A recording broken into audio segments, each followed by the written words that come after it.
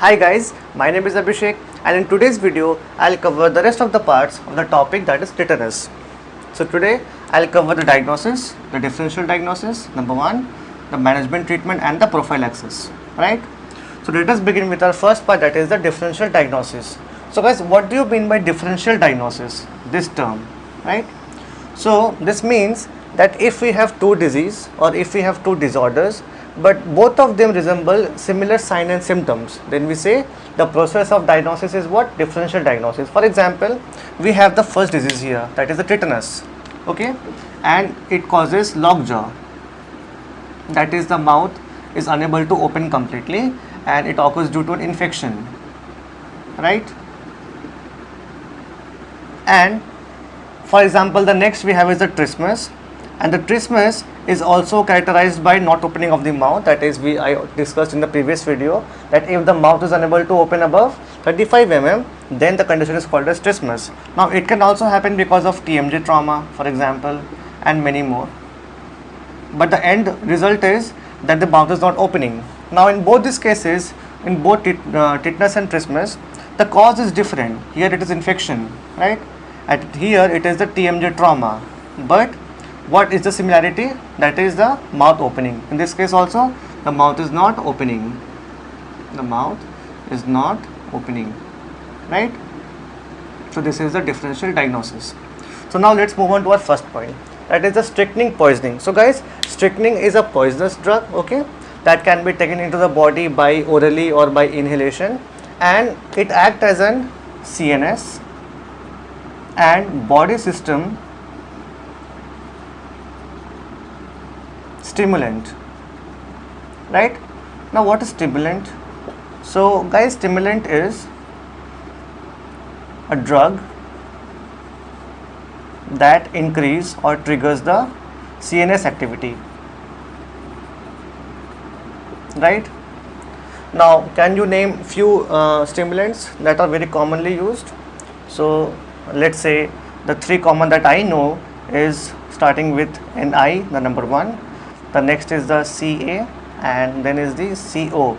So guys, I want you to guess the three common stimulants here, right? That starts with Ni, Ca and Co, okay? Now the next we have is the meningitis. That means the meningitis is the inflammation of the meninges, right? The inflammation of the meninges. And guys, what is meninges? That means meninges are the membranes that surrounds the spinal cord and the brain. I repeat, meninges are the membranes that surrounds the spinal cord, okay, and the brain. In meninges you would see three layers, three membranes, right? The first is the dura mater, the second is the arachnoid mater, and the third being the pia mater, right? Now to understand the meninges and the layers and the membranes, we will first have to make sure that where these meninges or the membranes are present, right? So I'll have a brief description on that as well. So guys, let us understand the meningitis, right? For example, this is what I've drawn here, and I simply elaborate and examine this area. It appears somewhat like this. That means this is the brain here, so all the structures are here, and here you have the brain, right? And this is the outer layer, this layer, okay? Now if I examine, so what do I observe? The first part. So guys, the first part is the bony skull, right? So write it down. This becomes the, okay, the first. The next that I've drawn in the blue, that is the outermost layer, right? The outermost layer, which is what? The dura mater, okay? So you may write down in your copy that you've written about dura mater. So dura mater is the outermost, okay? Now number 2, that was the arachnoid. So guys, the one you are seeing here is the arachnoid matter, this one, the red one. So write it down. this becomes the arachnoid matter, and the arachnoid matter is present underneath the dura mater, right? That means it is underneath the dura mater. Okay, so now we have this gap, that is a space present. We say this space is called as the arachnoid space, the subarachnoid space. Subarachnoid space. Okay, and where is the pia mater? That is the third membrane. So the one you are seeing at the innermost, this green, this is the pia mater.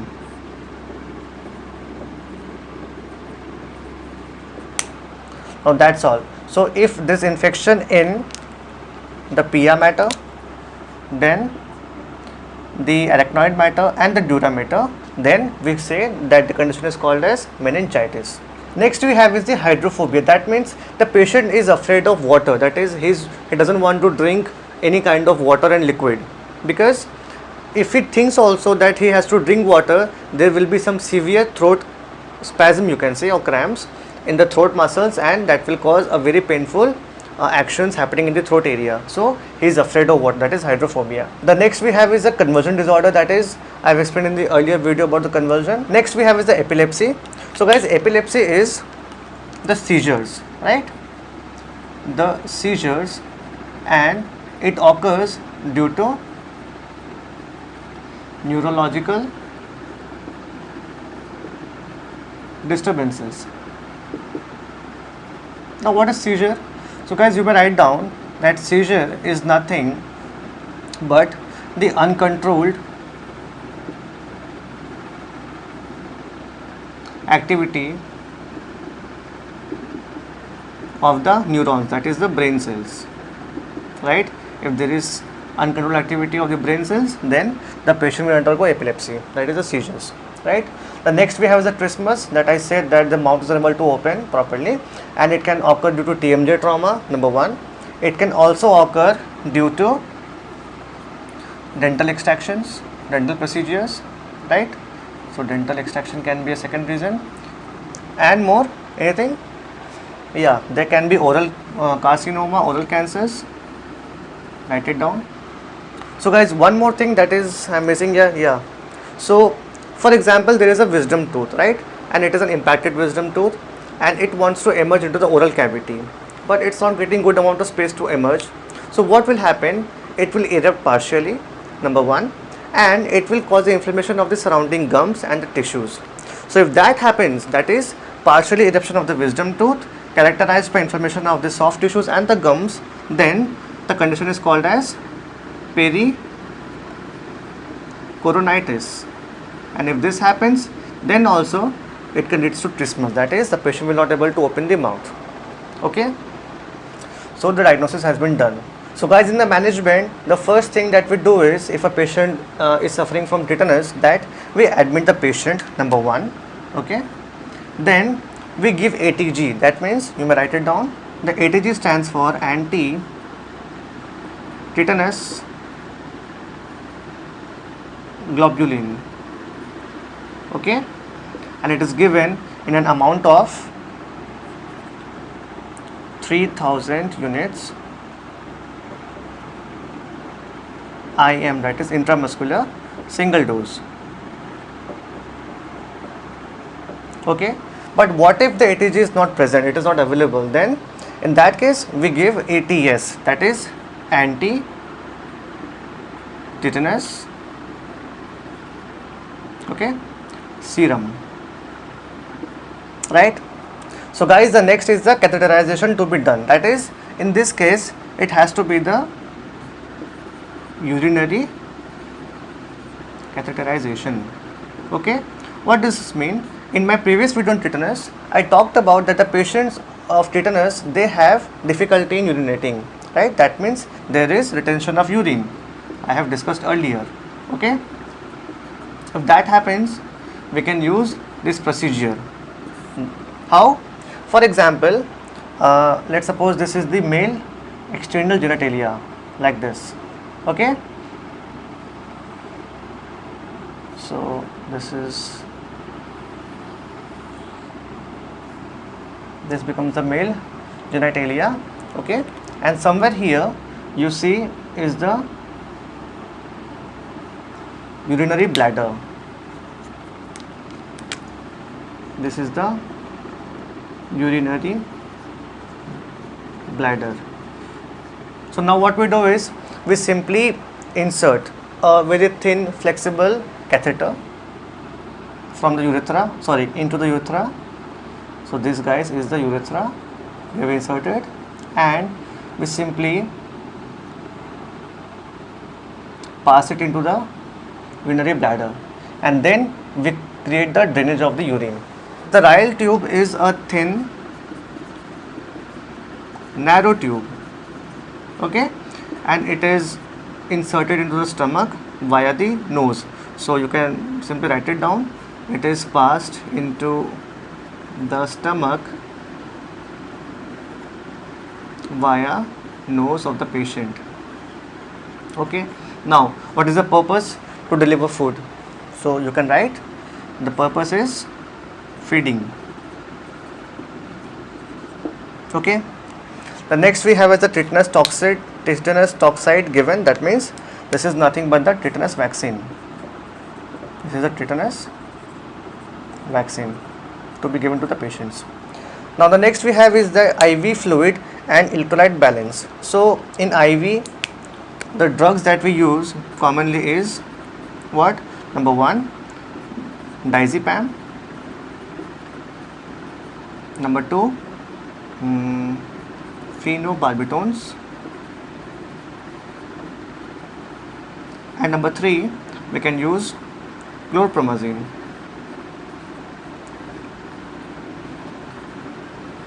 Now my question is, guys, you have to guess it. Which of the drug of the following IV is, let's say, antidepressant? So guys, the answer is diazepam is an antidepressant. Okay. Now which of the following drug is an anti-epileptic? So guys, the anti-epileptic drug is phenobarbitone. And which of the following is an antipsychotic? The last, that is the chlorpromazine. This is an antipsychotic drug that is to be given. The next we have is the wound. That is, if a patient is having wound, so what we can do is we can simply do the debridement. That is, we are cleaning the wound. We are simply removing the superficial tissues, the dead tissues from the wound. So write it down, debridement. That is the cleaning. Now what if there is pus formation? So in that case we have to do the drainage. So the next we do the drainage of pus, and in some cases we can also use this ATG here. How? We can inject this ATG locally. So write it down, locally inject of ATG, that is about 250 to 500 units. That's it. So guys, this is all about the management of tetanus. So guys, now let us move on to the prophylaxis. So guys, the prophylaxis term, it means prevention. That how can we prevent the tetanus in this case?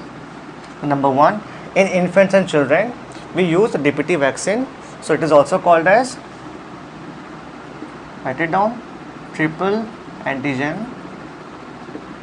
Okay, and what does D, P and T stands for? So guys, the D here, it stands for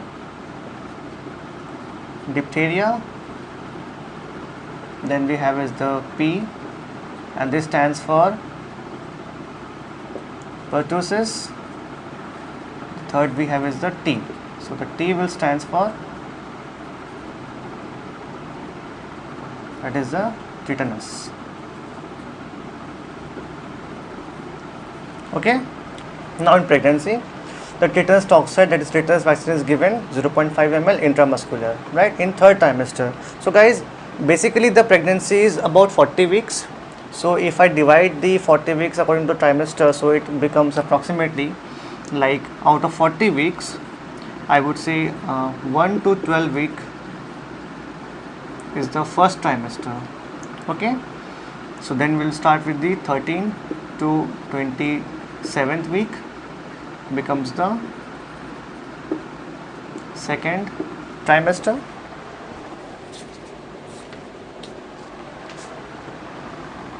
and sorry, you can write 26, and the third is from 27 to 40 or maybe the end of pregnancy. It is the third trimester. So within this period, that is 27 week to 40 week, this is where we introduce or we give the tetanus toxoid in pregnancy, right? Now the next we have is the tetanus toxoid in adult, that is the same, you can see booster dose. Now the next we have is the ATG. So guys, the ATG is given when the patient might undergo, let's suppose road accidents. In that case we may give ATG. In cases of any kind of burns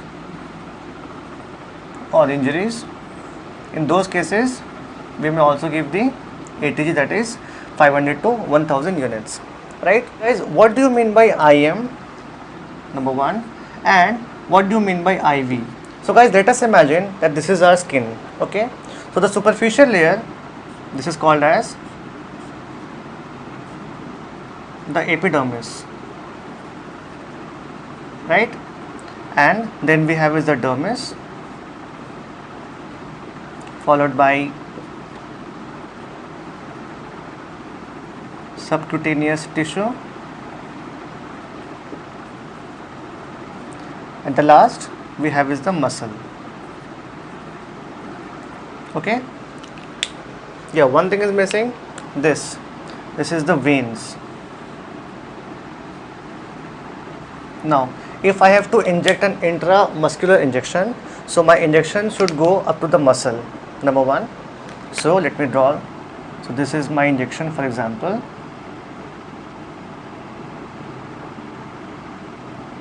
Okay, the needle should penetrate up to the intramuscular part. Okay, now if I have to give subcutaneous, so I have to inject the needle such a way that it reaches up to this part. So this is the subcutaneous.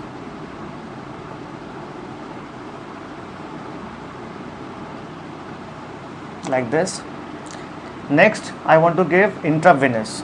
So this is the veins, so I'll draw somewhere here.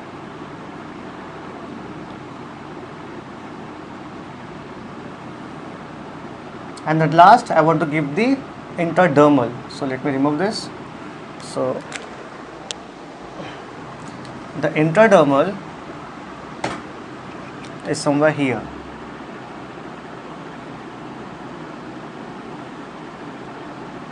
This is the intradermal. Okay, so now if you look closely, let's identify the angles that this injection make with the skin. So the number one is this one, that is the intramuscular. So let us draw. If this is somewhat like this, then this becomes the 90 degree. So the intramuscular is how much? 90 degree. That is, the injection makes 90 degree with the skin layer. Number two, we have the subcutaneous. So this is approximately 45 degree with the skin. Okay, so this is the subcutaneous. Now next we have is the intravenous. Okay, so intravenous gets a little bit more slide down, so this becomes about 25 degrees. This is the IV. At the last we have is the intradermal, and this is approximately 10 to 15 degrees that this makes with the skin layer. Okay, so while injecting in a patient, you should remember that these angles, how you should inject the injections into a patient's skin. Okay, now I think I have talked about everything, like from the introduction part, etiology, features and everything. Diagnosis is also done.